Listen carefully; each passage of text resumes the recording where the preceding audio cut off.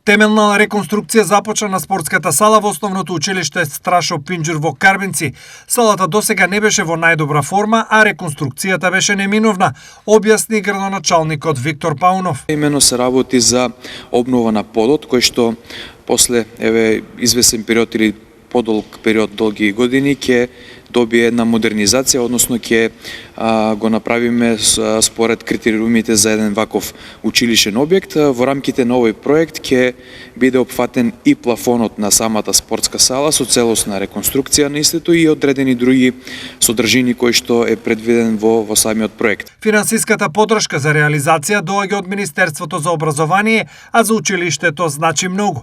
Овој проект се реализира со целосна поддршка на Министерството за образование и наука, кој што одвои финансиски средства и конструкција во висина од 4.200.000 денари и очекувам во следниот период да биде целосно завршен овој проект.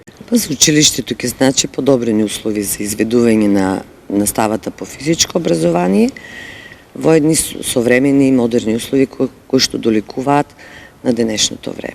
Реконструкцијата се очекува да заврши до крајот на јануари, што значи вториот дел од учебната година учениците ќе го дочекаат во реконструирана сала.